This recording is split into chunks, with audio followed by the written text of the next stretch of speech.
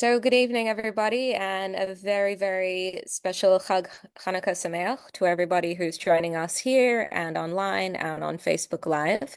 We have a very special evening for you tonight. We have Alan Baker and Hugh Kitson, the premiere of a film, and a very engaging discussion coming up. And as well, my name is Tennille Murray, and I've just been appointed with the AJA as the Community Engagement Director. So it's a very special evening for me as my debut with the AJA and my first week. So I'd like to thank you all for having me and for welcoming me so wonderfully. I'll now hand over to the president of AJA, Dr. David Adler, to do the introductions. Okay, thank you so much, Tennille. And I'm not going to do much in the way of talking because we've got a lot to cover. First up is Hugh Kitson, who's well known to us, particularly because of his role as producer of the Whose Land film series, which we're very pleased to support. So over to you, Hugh, and we'll run the film whenever you've made your introduction to the segment. Yes. Thank you very much, David. Whose Land is a documentary series, for those of you who don't know, looking at the legitimacy of Israel in international law, but in particular, the second part of it, and we've seen certainly one episode on the Oslo Accords 3 months ago, looks at the legitimacy of Israel in international law to domicile in all of Jerusalem, in Judea and Samaria. And this particular episode, it's number 17 out of 19, number 19 will be the last one in part 2. It starts with episode 11. This is actually one of the most important and contentious episodes in part 2. It looks at the legitimacy of the so-called settlements, and we're very privileged to have Dr. Alan Baker with us, who will say much more about that later. But first of all, let's have a look at the 12 minutes of episode 17. And just before I do go, I would really like to acknowledge and thank AJA for their support in us being able to complete this. So thank you very much to AJA. Okay, well, straight into the movie then. Let's begin at the beginning. Whose Land relevant episode starts now.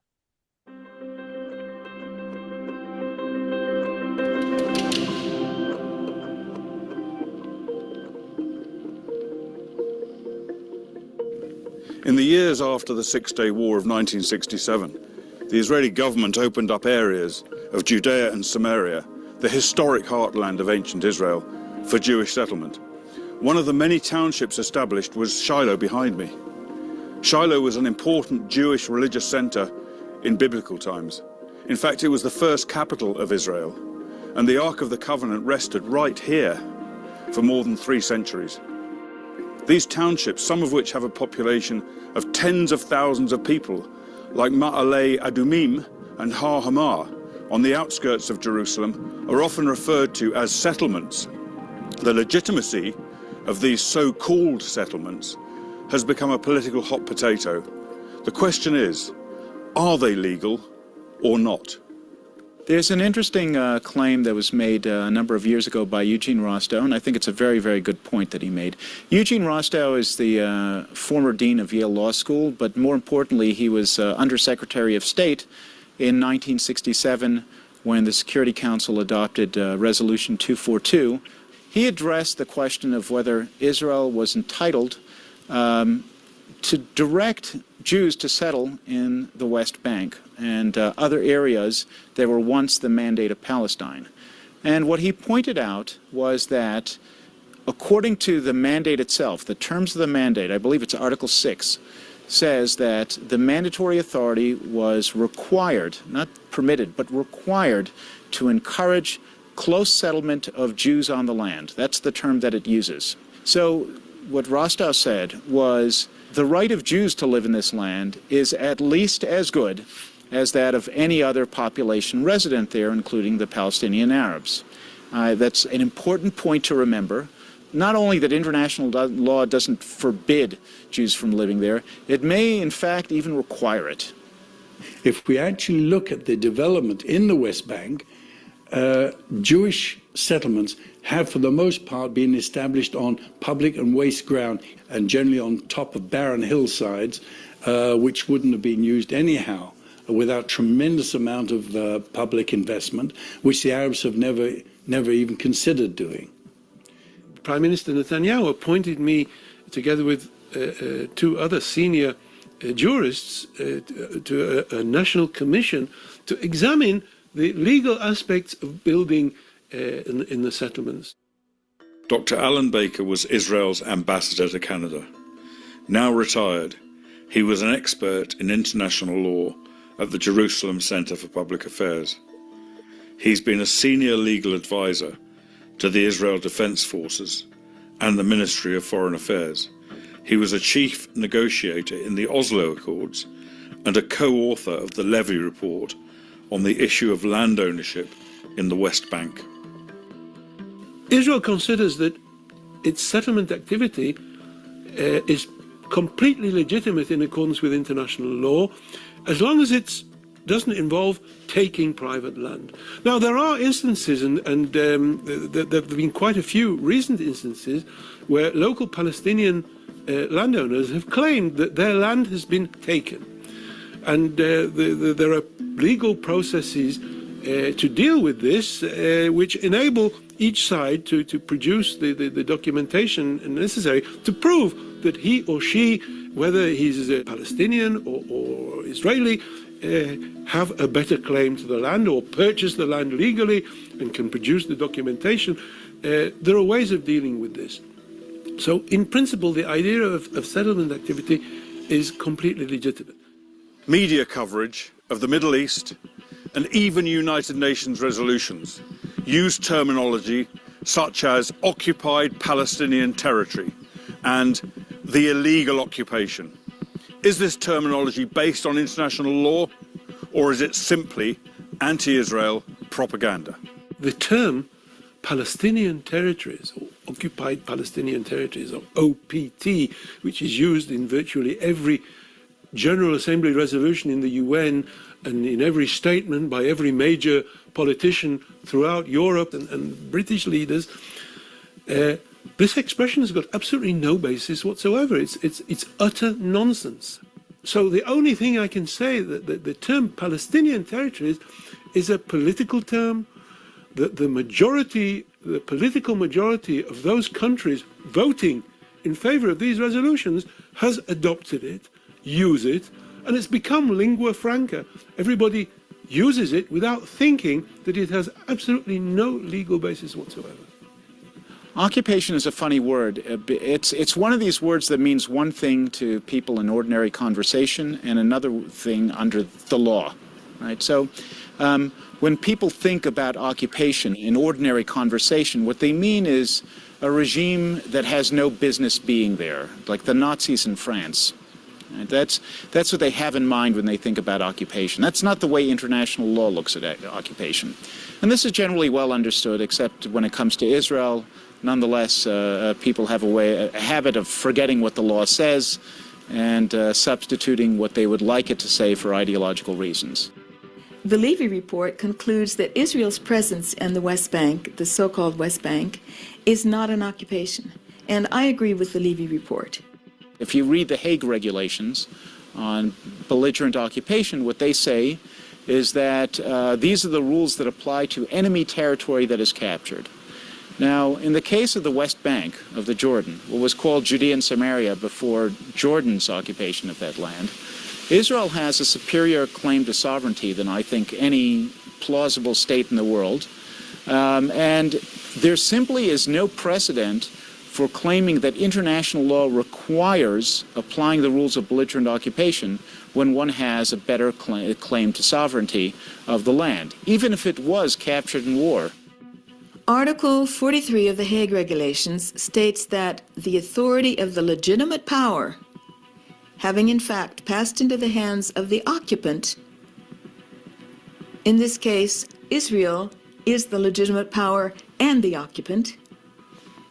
It says the latter, which could be either one in Israel's case, shall take all the measures in his power to restore and ensure, as far as possible, public order and safety, while respecting, unless absolutely prevented, the laws in force of the country. And that is their function there, to keep the peace, to keep public order and safety. And that's what they're doing. Now, the international community have come along and say, yes, maybe, but according to the 1949 Geneva Convention, which was a convention adopted after the Second World War in order to solve the issues that arose during the Second World War, the mass transfer of population from an occupier into the occupied territory in order to change the demographic structure of the area is prohibited. And unfortunately, this is another area where the popular imagination diverges from what the law actually says. There is actually no international treaty that talks about something called settlements. That's simply not an international law concept. That's a popular language concept.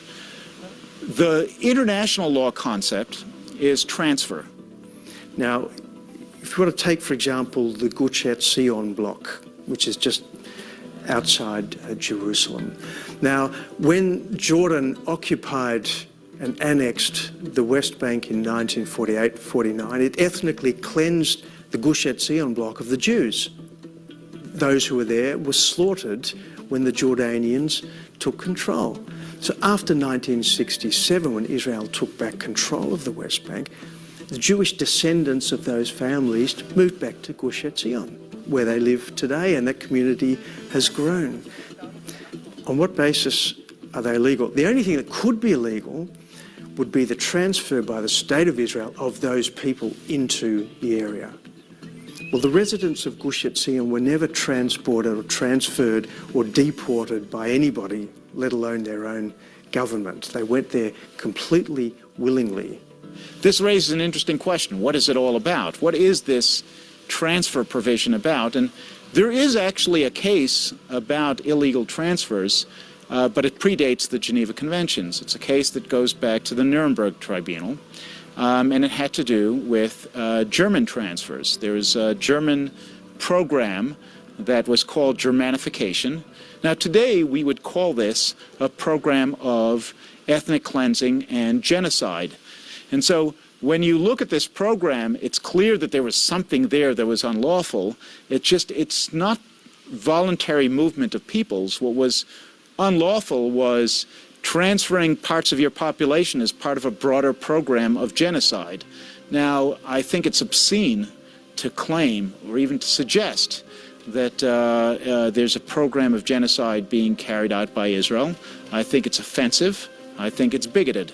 I would argue that the Fourth Geneva Convention is probably not even applicable. But even if it were, even if it is, does it apply to Israeli settlements? Occupation is a term about the law of war. It's a situation that arises in war. So if this legal situation came to be because of the war between Jordan and Israel, it would then end as a result of the peace treaty between Jordan and Israel. And here's a fundamental point. In no context around the world can you find a situation where anyone believes the laws of war or the laws of occupation, the Geneva Conventions, apply after a peace treaty has been signed.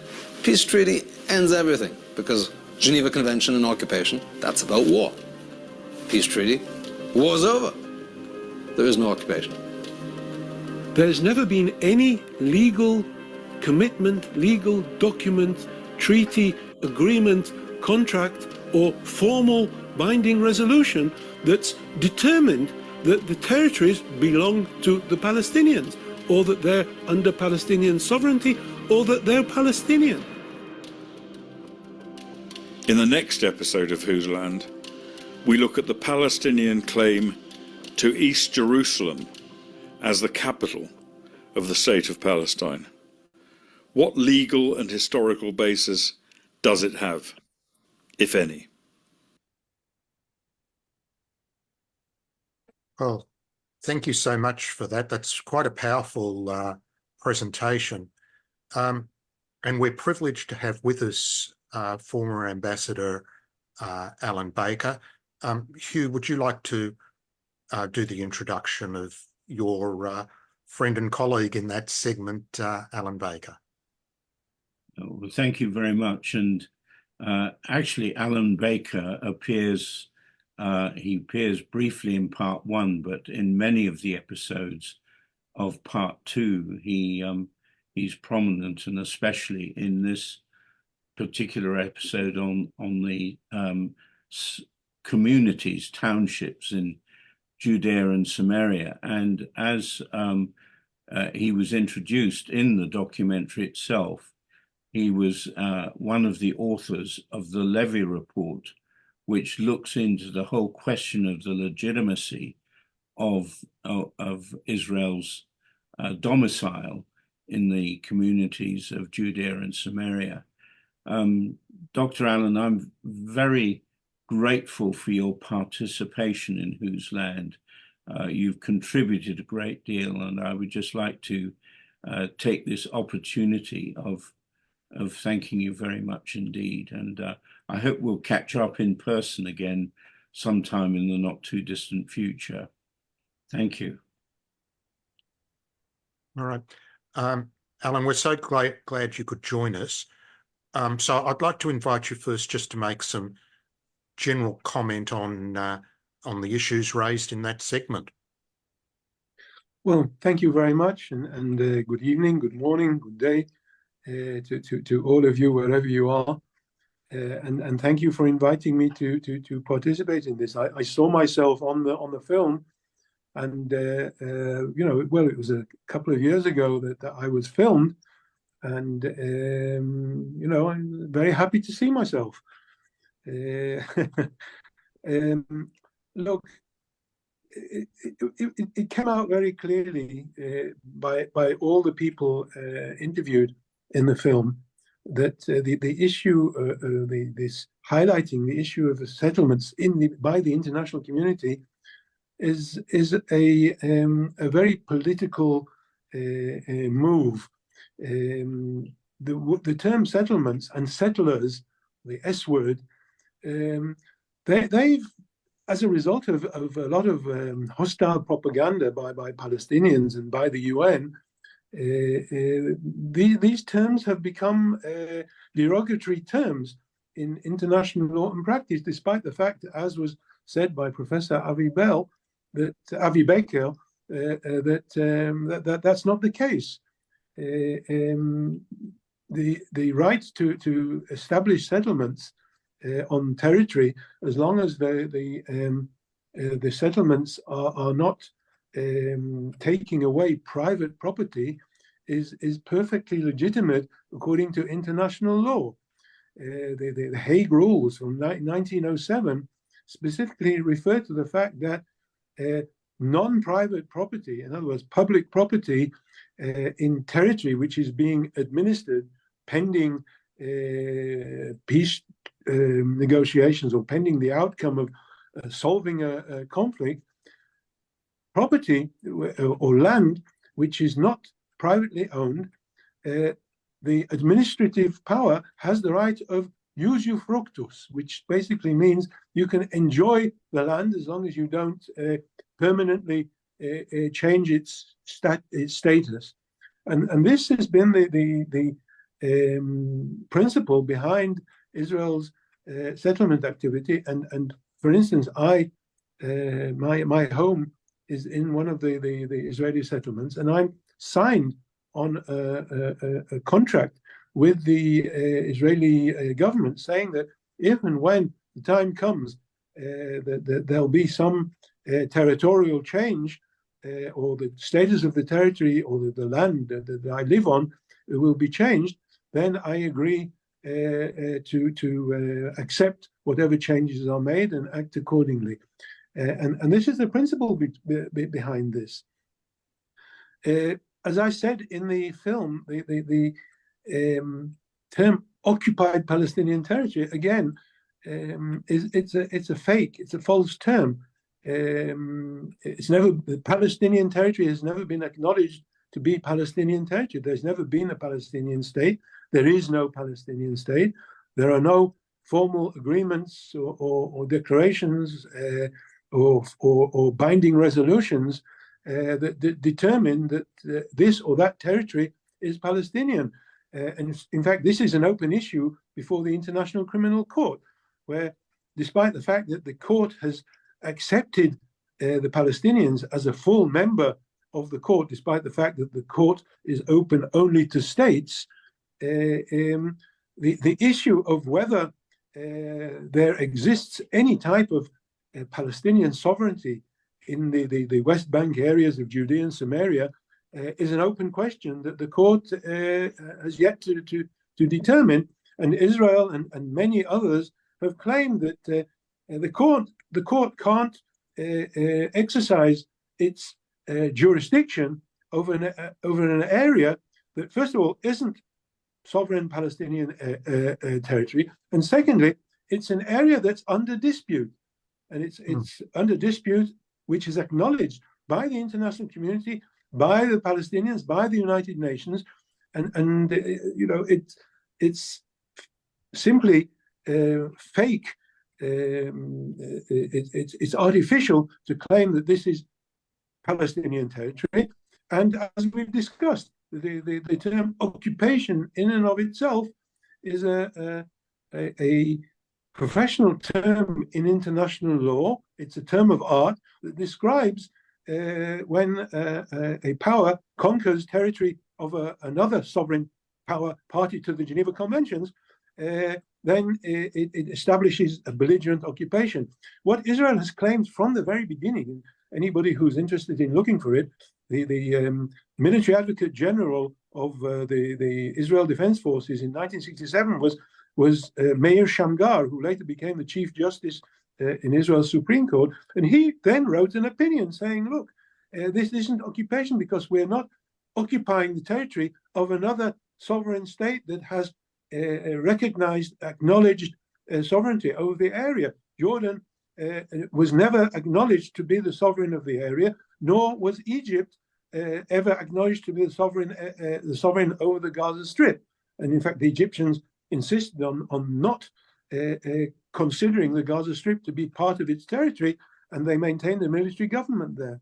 And the same with Israel. Israel has always claimed that this is territory that's disputed. Israel has a very strong legal and historic claim to the territory. The sources of the claim are not just in the Balfour Declaration, because the Balfour Declaration of 1917 acknowledges the historical biblical claims of the Jewish people to that area.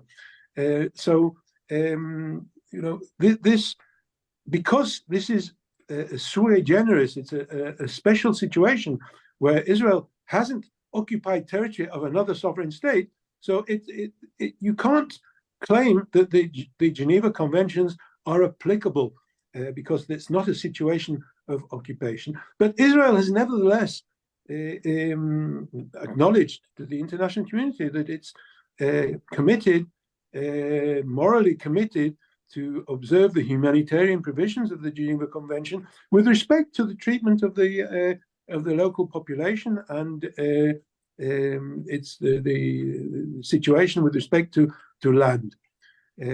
I, as a member of the Edmund Levy Commission, we were asked to determine the issue of the legality of settlements in the areas, and we came to the conclusion that as long as they're not there's no invasion of private property, which is prohibited according to the Hague Rules, it's perfectly legitimate to build buildings or settlements on these territories, pending the outcome of any negotiations on the outcome of the areas. But here is perhaps my final point. Israel and the Palestinians negotiated the Oslo Accords between 1991 and 1993. Now, the Oslo Accords, without going into great detail because they're quite complicated, they divided up the territories into areas A, B, and C. Area A being the large Palestinian towns, which were transferred to the jurisdiction of the Palestinian Authority, which was set up as a sort of administrative agency to govern this area. Area B was the larger Palestinian villages, where also the Palestinian Authority was given the governance of this area, subject to cooperation between Israel's security authorities and Palestinian security authorities to prevent terrorism. And Area C, which was agreed would remain under Israeli administration pending further negotiations on the permanent status of the territories. These agreements also established the fact that both sides in the territories under their control can plan, go into planning, zoning, and construction on in the areas that they're controlling. Now, what Israel has always claimed is that the regime that was established by the Oslo Accords is lex specialis, which basically means that it's a special regime that overtakes and sidelines any other regime that might be applicable, including a regime pursuant to the Geneva Conventions, because this has been specifically agreed upon by the parties. And the Palestinian leadership have agreed to this. And this set of agreements, the Oslo Accords, is still very much valid, despite the fact that nowadays it's come into question with respect to the amount of violations of the Accords. But this I can refer to if anybody has any questions, especially about what's happening nowadays. But basically, what we're claiming is that because the Oslo Accords set out a legal framework for administering the territories, including the rights of both parties to build on the areas, in the areas that they're governing, then the question of the legitimacy of settlements is no longer a question to be dealt with according to customary or conventional international law, but it can only be viewed in light of the framework of the agreement, the regime that was established in the Oslo Accords by the parties with the agreement of the parties. So this is basically the situation now. Clearly, what's happening at the moment is something that is bringing to the fore various aspects of the Israeli-Palestinian issue, which, as I said, I'll be very happy to refer to. But in as much as the issue of legitimacy of settlements is concerned, Israel's position here is very clear. And when we negotiated with Yasser Arafat and Mahmoud Abbas, who's still around, they all agreed to this. They all signed on to the fact that Israel has got every right to establish settlements in Area C, as have the Palestinians in areas A and B. So that's basically my summary of what I said in the film. Well, thank you so much. I can see we've got quite a few questions. We'll come to those in a moment. I just wanted to ask you one, though. In 1950, when the area was controlled by Jordan, there was a land grant program, the Jordanian land grant program.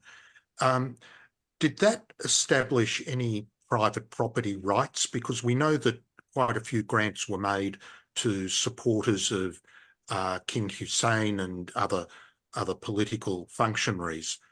What's the position of the Jordanian land grants?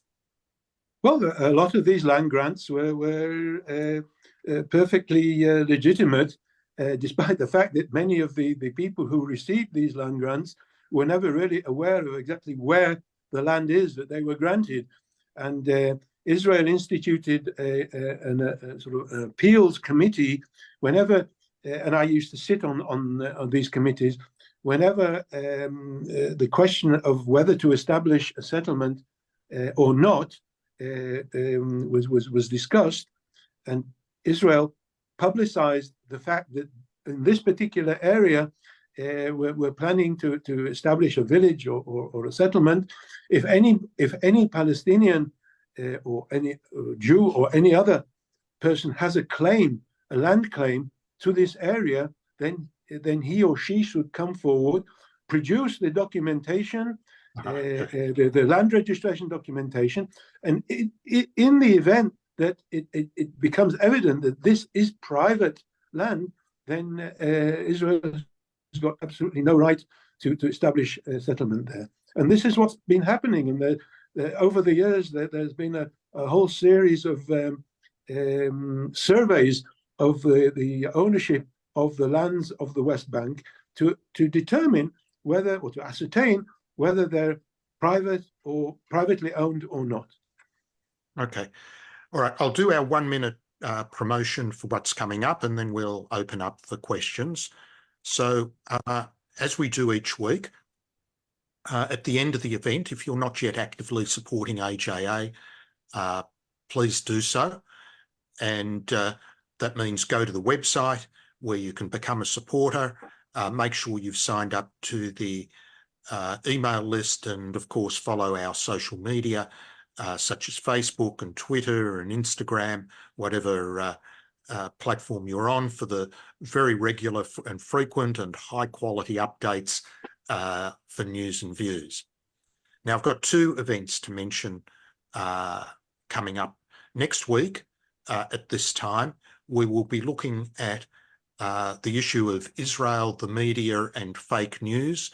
And we're very privileged to have joining us as guest Danny Seaman, the former director of the Israel Government Press Office. He's also written a book on Israel and the international media, and there's probably no one who knows more about the subject. So Israel and the media are very important, and something we see in play right now with the conflict in Gaza, of course. And for those of you who are interested in anti-Semitism, there's an event coming up tomorrow evening, which is actually hosted by the Australian Christian Lobby. It consists of a panel of 3 people, of which I am one. The other 2 are Andrew Tucker, who's an international law expert based in The Hague, and Reverend Mark Dury, who's an expert on Islam. So we will be assisting the Christian communities in understanding anti-Semitism, what can be done about it, and we certainly need to build allies at this time. And AJA people are more than welcome, and I'll put the link in the chat during the rest of our event. So we can open up for questions now. And Alan Friedman, you were actually first up. Thanks, David, and thank you to Alan. Unlike in Judea and Samaria, Israel doesn't show a lot of interest in the Gaza Strip. But I'm just wondering, what are the technical differences between Judea and Samaria and Gaza in terms of international law? And I'm thinking in terms of what happens after the current war. I don't imagine the IDF will be leaving Gaza anytime soon. So does that then raise the argument that Israel could be an occupying power for that particular area? Tell me, do we have 2 or 3 hours to answer? I used to, when I was during my army service, I was the military prosecutor in the Gaza Strip.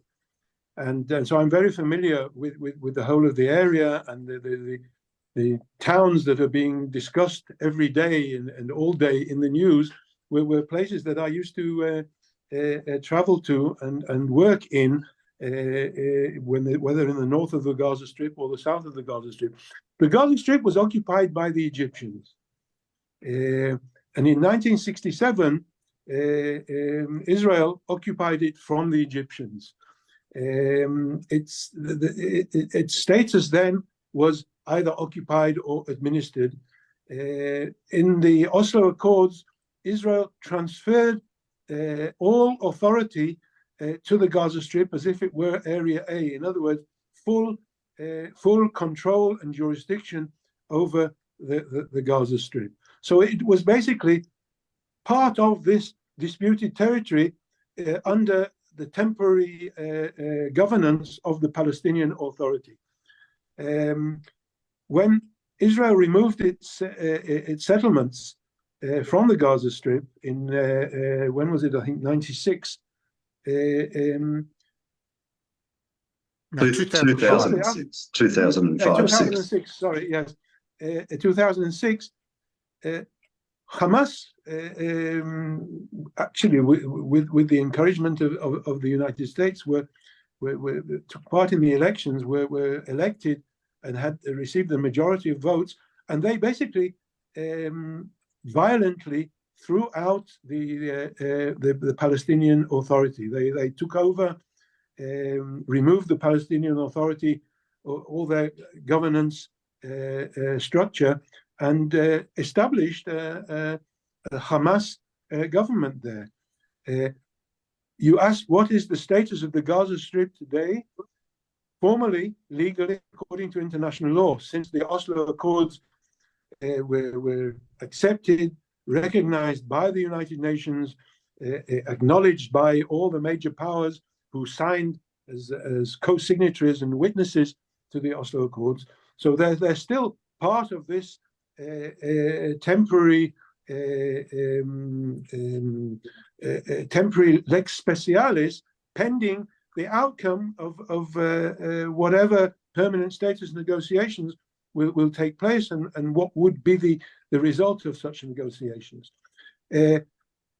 What's happening now is, and how this will work out over the next few days or weeks or months, will determine the question of the future of the Gaza Strip.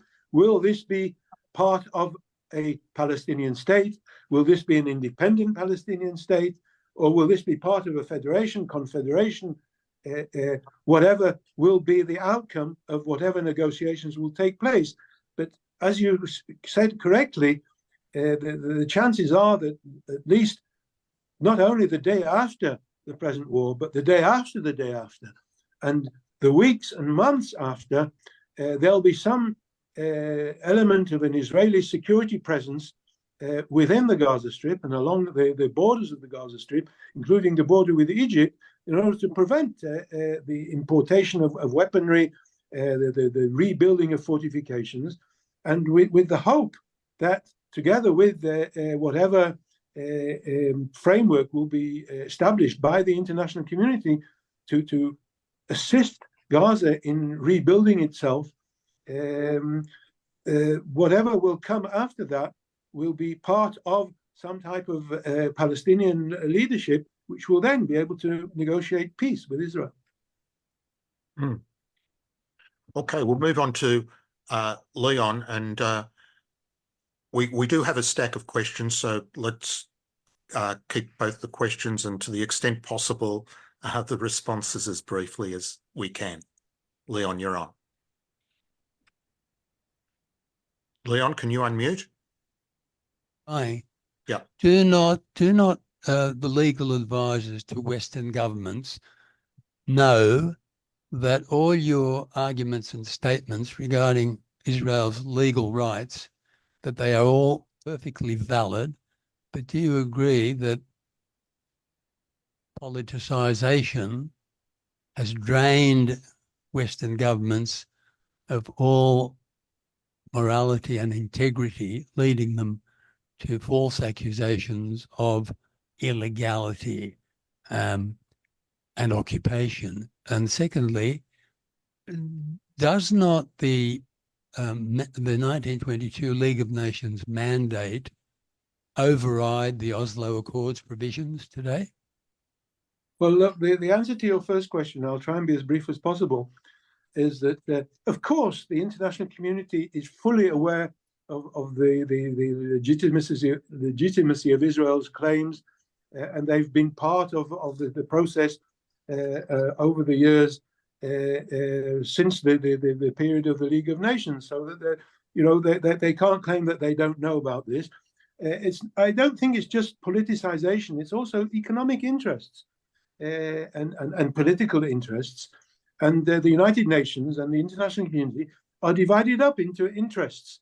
And at the moment, anybody who wanders around the United Nations will see that there's an automatic political majority within the United Nations that adopted the General Assembly resolution yesterday calling for the ceasefire, which is a political resolution which was adopted by an automatic majority of states and opposed by a very small number of states, and a larger number of states didn't vote or neither voted for or against. That's with respect to the first question. So there's no doubt that you're right. The politicization of the international community, politicization of the organizations of the international community, including the humanitarian organizations, and we're seeing this in the Red Cross, we're seeing this in the UN Women Organization, it's very evident. But it's a fact of life, and it's a fact of life that Israel has been living with for 76 years, and it's highly unlikely that it will change. With respect to your second question, I think it's wrong. I don't think you're correct. The League of Nations mandate was a legal document that existed, which was overtaken in time by a series of other legal documents, including the Oslo Accords. And according to the Oslo Accords, Israel and the Palestinian leadership are committed to negotiate between them the permanent status of the territories, but both sides acknowledging the fact that the other side has a valid legal claim. And the question is, if and when we come to this negotiation, where will the compromise be found, and whether we'll manage to find that compromise? Joe, Joseph, if you can unmute, please. Yes, two quick questions to Alan. First of all, Hugh, thank you. Alan, thank you. Of course, AJA. First question is, where does San Remo resolution stand in all this? And it seems to be buried. The second question is, as far as the British mandate for Palestine, isn't that also a trust document? Thank you. Well, look, San Remo is one of the foundational documents, together with the League of Nations mandate, that acknowledges the legal right of the Jewish people to their national home in Israel, in the area of Palestine and the state of Israel.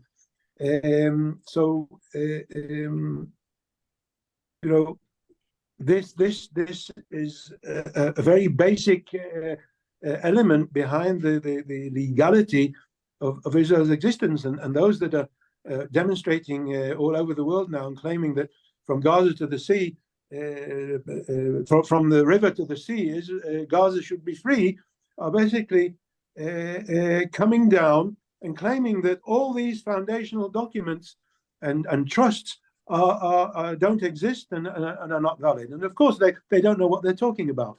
They don't know what river and they don't know what sea, and they're just following the crowd. If you ask any of them, or hardly any of them, they'll be able to explain exactly why they're demonstrating. But it's the in thing to do so, especially in the academic community. But what I say again, San Remo was a vital document, part of the foundational documents of the right to establish a Jewish statehood, as was the League of Nations mandate, which placed into international law the terms of the Balfour Declaration, which, as you know, was a promise. It was a unilateral declaration by Britain, but it was placed into an international law framework by the League of Nations. And this was taken up at later stages by the various UN Security Council resolutions and the agreements between Israel and its neighbors, which are now the relevant documentation. Robert, if you can unmute and ask your question.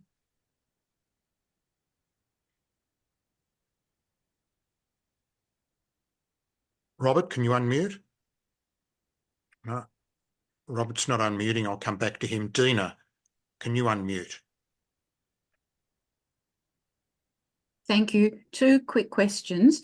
One is, are the Palestinians legally allowed to settle in Area C? And two, do you think it's time or wise to change the nomenclature away from this term settlements to simply Israeli towns, Israeli cities? Okay, well, with respect to the first question, those Palestinians that live in Area C, and there are many Palestinian villages, including 3 neighboring my own village, they've got every right to build as long as they do it according to the law. And there are planning and zoning regulations which apply both to Jews and to Palestinians, residents of Area C. And as long as they fulfill those requirements, they can build. And one of the hot issues today is the fact that the European Union are financing and sponsoring building projects, bypassing the Israeli authorities, the Israeli legal authorities, whose job is to approve planning and building. So, and this is a very hot issue between Israel and the European Union. They claim that Israel doesn't approve requests for building permits. Whether this is correct or not, I don't know. But in as much as these requests are valid and legally based, then there's no reason not to approve them. And if anybody has a claim that external considerations are being taken into account, then they have a full right to go to the Israeli Supreme Court and petition and claim that their legal rights have been violated. What was the second question again?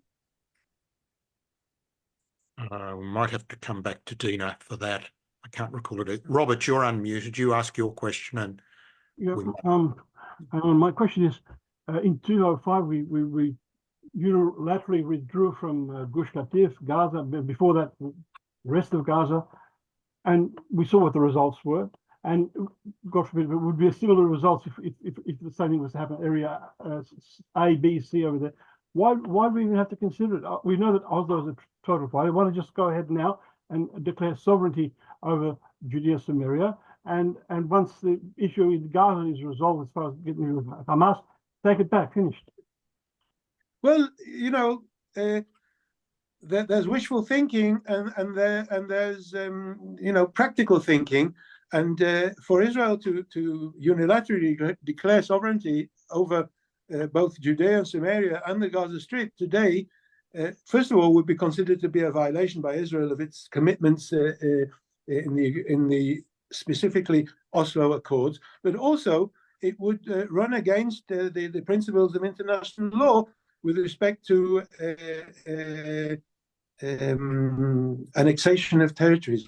And Israel is not in the position, unlike the superpowers like Russia and the United States, Israel's not in a position to unilaterally do what it wants without taking into consideration the views and interests of its best friends.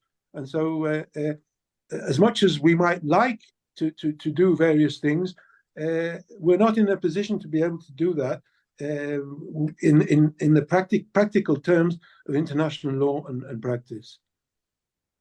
I remember what Dina's second question was, and it was about terminology.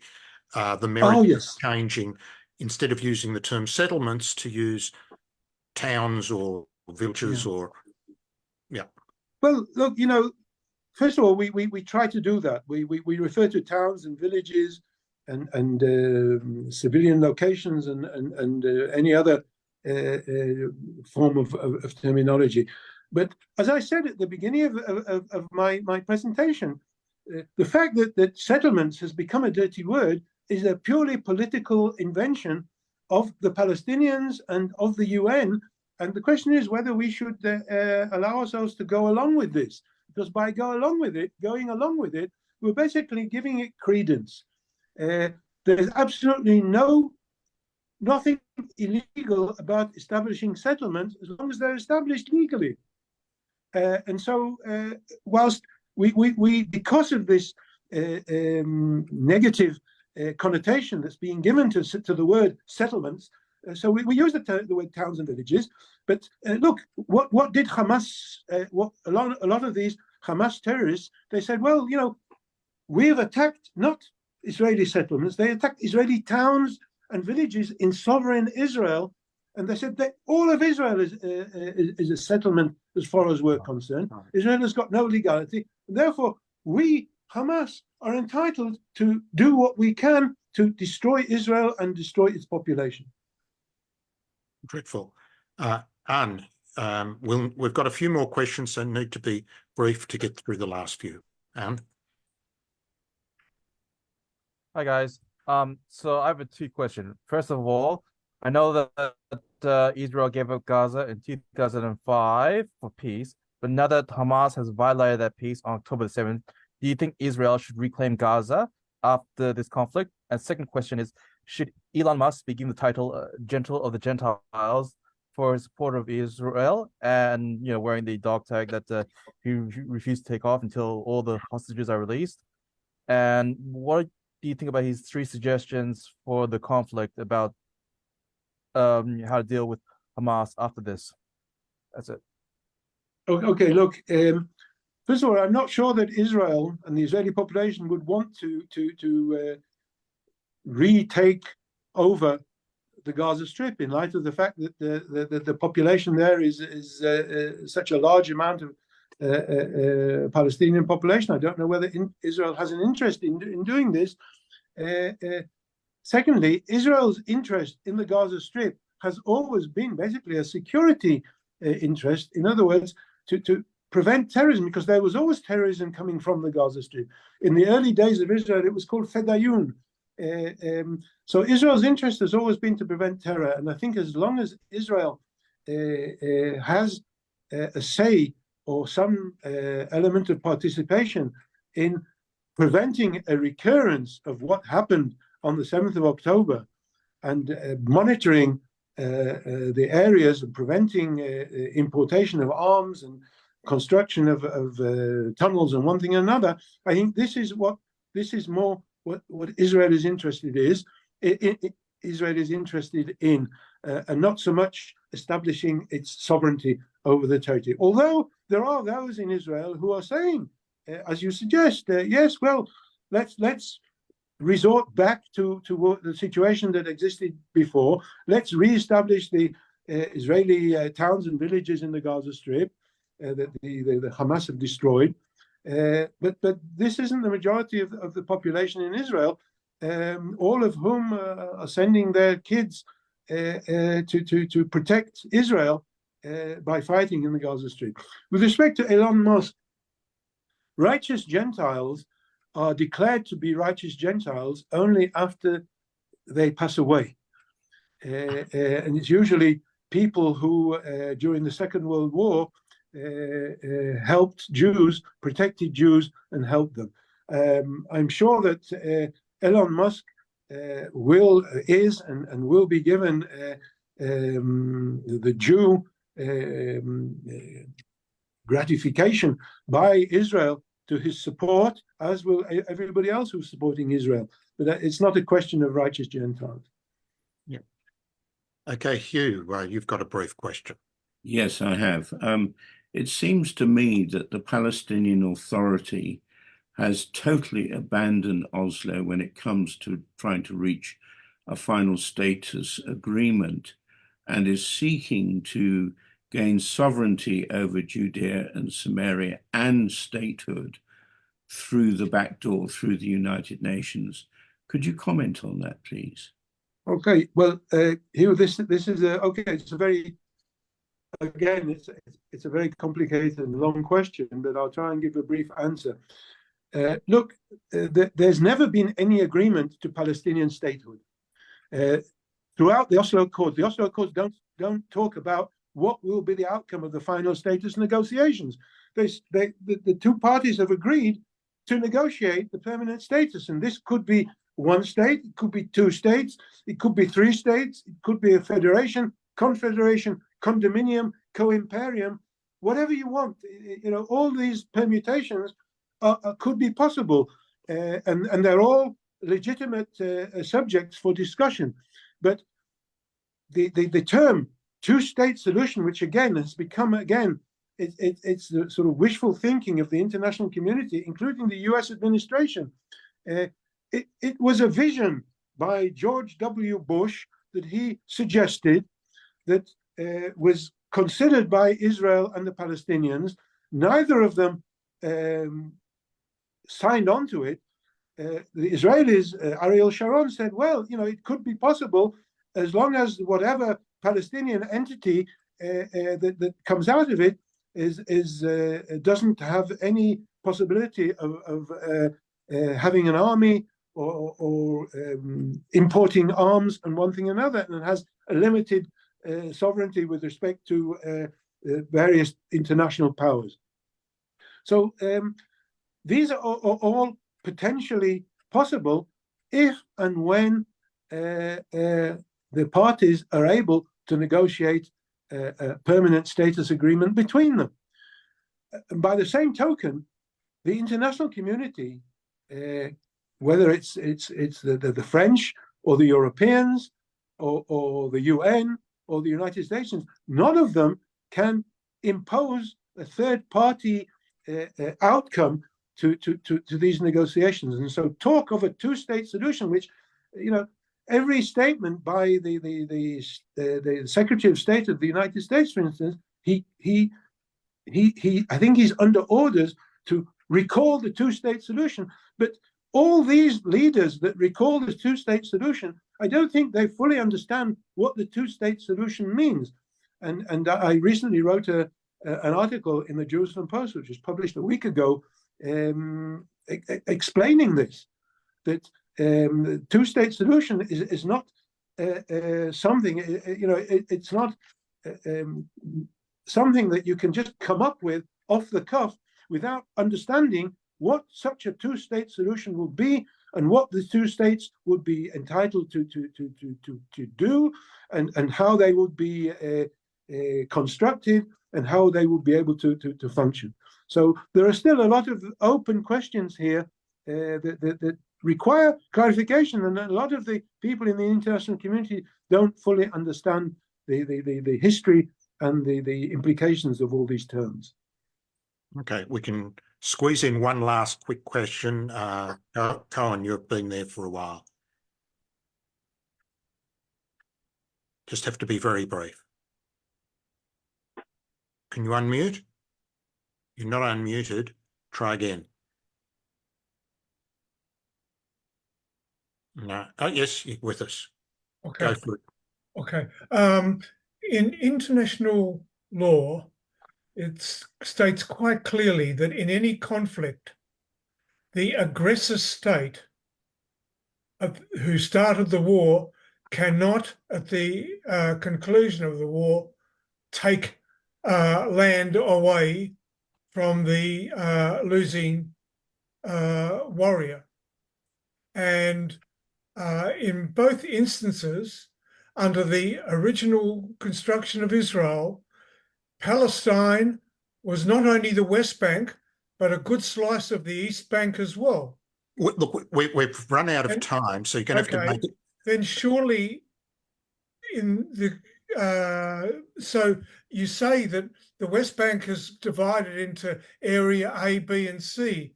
Well, surely then, if a group of people come from area B and attack area C, shouldn't that dismiss their ability to participate normally in that area, seeing that they've come from virtually one area to another set area?